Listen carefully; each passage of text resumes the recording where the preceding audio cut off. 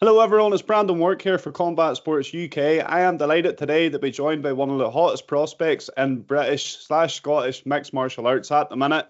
He made his dream come true just a couple of weekends ago by fighting and getting the first round submission win in his home arena in the Hydro. He went 6-1 as a pro. Mark Ewen, thank you very much for coming on. How's things, my friend? I'm good, man. Thank you. How are you? Yes, all good, all good. Thank you. What have you been up to over the past couple of weeks then? Did you take any time to celebrate the win, did you?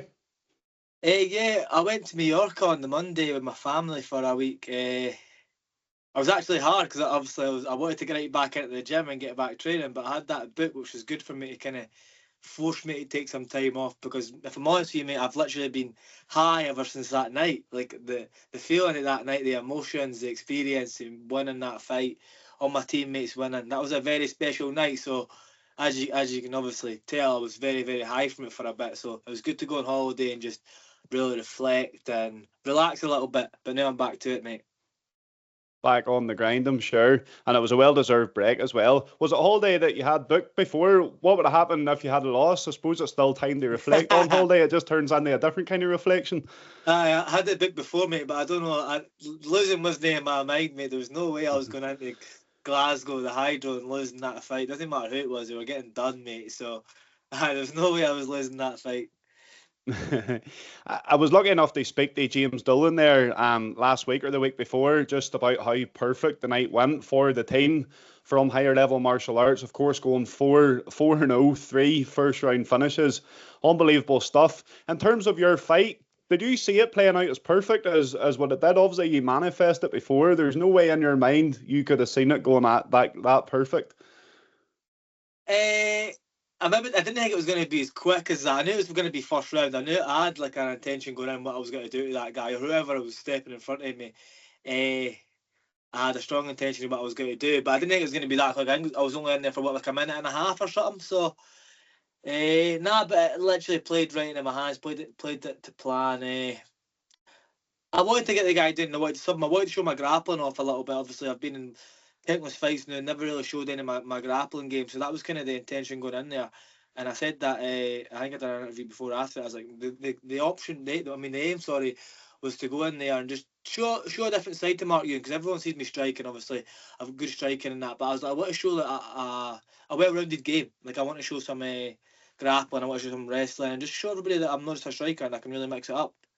That was exactly That's what happened. something there's something that I wanted to mention. Of course, we've seen you in back and forth striking matchups all the time. We always kind of knew we had this in your arsenal, but as you say, it was the first time that we've been able to actually see how good your grappling is. So was that a plan going in? What was that part of your sort of manifestation that you were going to get the takedown and look for the submission as opposed to staying on the fight, or was it just a matter of seeing how it played out? I'd say that's definitely how I manifested it, mate. I wanted to take down, I wanted the sub, and I wanted the finish with like ground and pound or something. But it was definitely going to be like a type of grappling finish. That's the way I'd seen it in my head, and that's the way I'd kind of been training and working towards.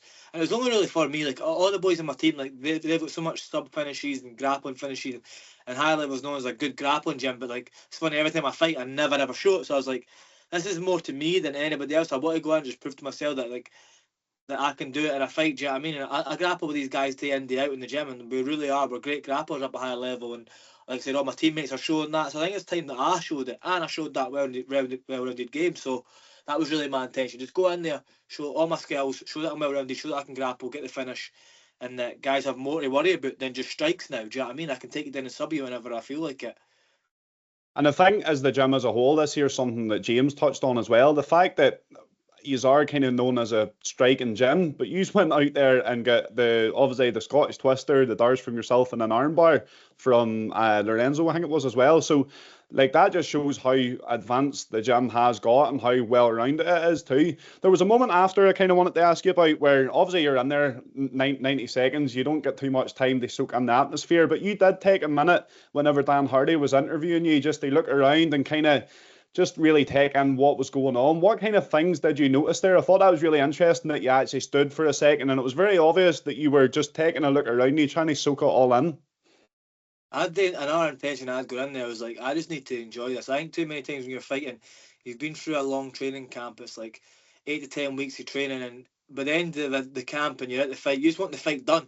you want to feel that release and relief. But I was like, no, I want to go in here and really enjoy this, because it's going to be done before you know it. And obviously, I was only in there for a minute and a half, so I was like, I need to just soak this in, soak in the crowd, soak in the atmosphere, the energy, feel the canvas, and just really, just soak it in, and be able to come back here in my head and just experience it. So that's why I kind of like, I rubbed the canvas. I was kind of looking at the crowd and just soaking it all in, mate, because this is, like I said, you said at the very start, this is something that I dreamed of. This is one of my many dreams that have came to fruition, that I've manifested. But this is one of the major ones, was to fight the hydro in front of my fans and my team and family, and all supporting me. It was really, really special. So I had to just take a minute and soak it in, take a deep breath, and just really be present.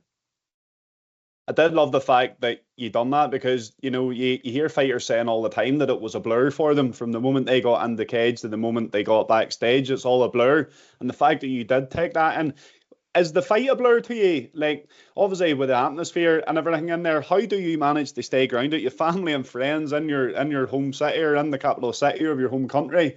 How on earth do you stay grounded and focused in that moment? I was super conscious in that fight. I can remember absolutely everything from that one. But on the lead up to it, obviously, you've got like the PFL, they're coming to the Hydro, coming to Scotland. My first fight in Scotland since my pro debut. There was a lot of kind of like energy and noise about it, but I made sure that I never got drawn into that. Like, I actually tried to neglect it as much as possible. Obviously, I done my media obligations, my media duties and stuff, and I tried to build the fight and stuff and post on Instagram and all that stuff. But I wasn't buying into it. I was like, it doesn't matter if I go in there and it's this big spectacle and I lose. Like, I need to win.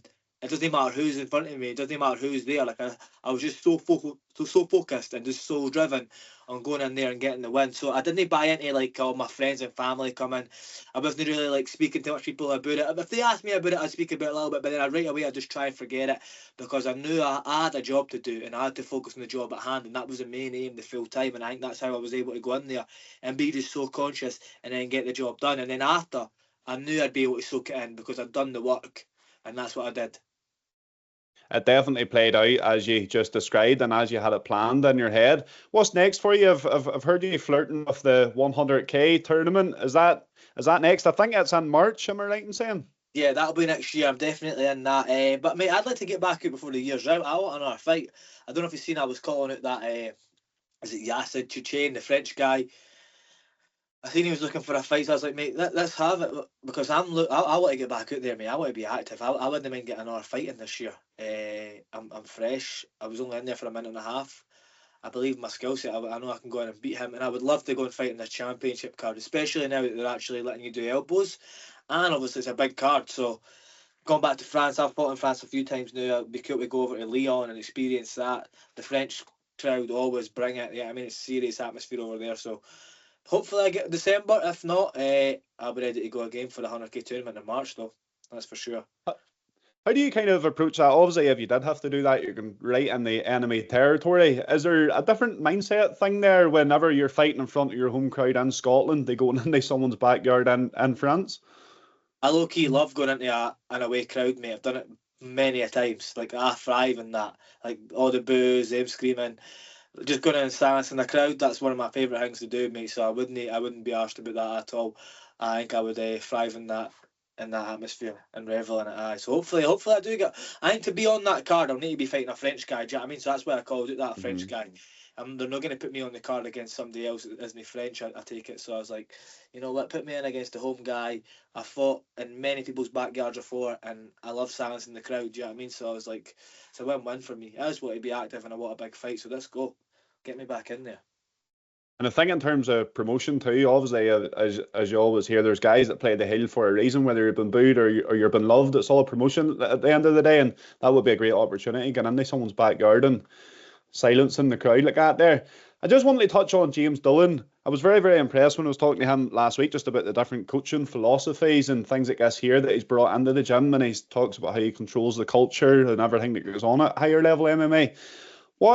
How much has he and the coaches at higher level MMA impacted your career and your life in general? They have made me who I am, mate. If I'm completely honest with you, James has made me the person that I am, the fighter that I am. Aye, absolutely everything. I owe to that man in the gym. He's a this very special individual, mate, and I think he'll get his flowers at some point, and he's due them. Do you know what I mean? It'll be later on, obviously, when I think we're all in these massive promotions killing it, world champions, and that people start to realise, this guy was fucking changing the game way back then. He believed in it, and we believed in him. Eventually, people will click on. I mean, when I was small gym in Bathgate, mate, like literally in the middle of nowhere. It's crazy.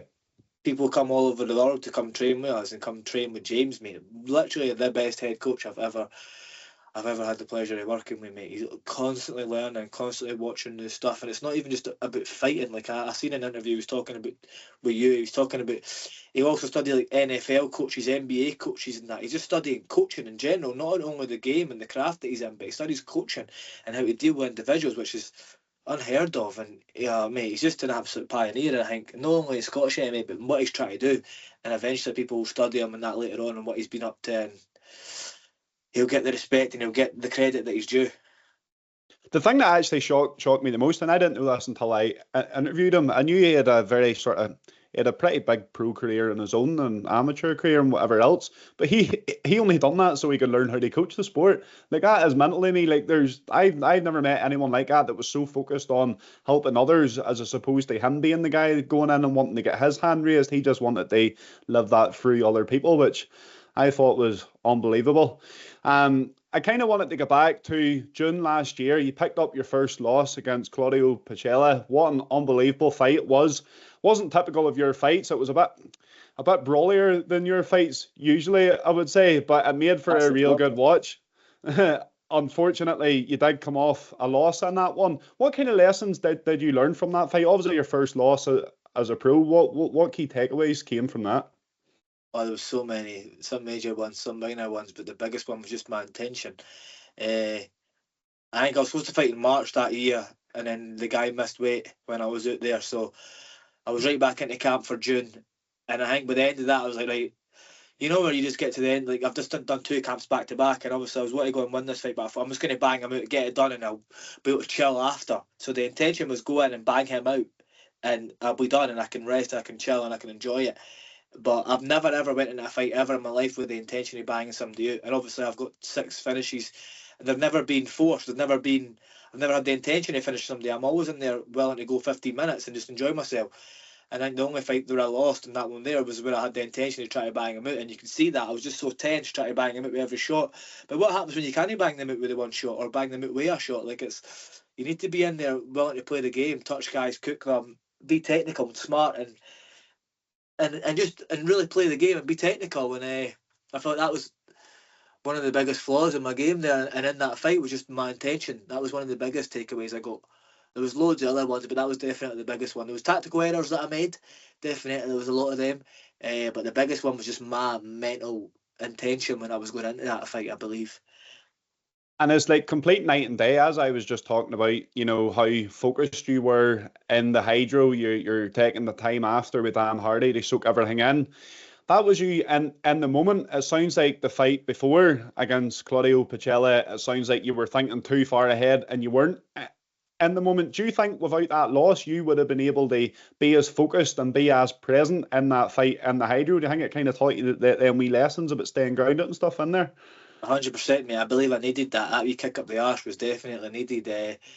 Maybe getting complacent, maybe starting to think I was a guy, and definitely like I wouldn't have been able to really enjoy and soak up the atmosphere at the hydro as much as I did if I hadn't had that loss. I truly believe it's for a reason, and obviously all the lessons in that I've learned from it will do me in good stead moving forward. And like it's never a loss; it's only a lesson. Do you know what I mean? If you don't learn from it, so I've definitely learned loads for that, and I'm on the upward trajectory now, and I needed that at this point in my career. I believe maybe I was getting complacent, definitely, and I needed that. I think it's class the way you are coming out and owning that. I think it was a book by John Kavanagh where he's kind of mentioned that there's no such thing as a loss. You either win or you learn, and it seems like you are treating it like that. And it's a perfect example of where you did go out, correct the mistakes that you made. And I suppose this leads on nicely to my next question. There's loads of fighters out there that are coming off a loss, and it's been built up because of the way the media is these days, which is a good thing. Fights are getting so much more promotion, so much more hype, but it means that when you take a loss, there's also a lot more promotion around it as well. So what advice would you give fighters out there who are coming off a loss and do you need that kind of kick up the arse to bounce back and go again? Doesn't change anything, mate. I don't think. I tell the amateurs at the gym anyway. It's different when you're professional, I'd say, but when you're an amateur, I tell them to go out there and fight the hardest guys they can. And if they lose, it's sound. Like, I wouldn't worry about it, but make sure you learn from it.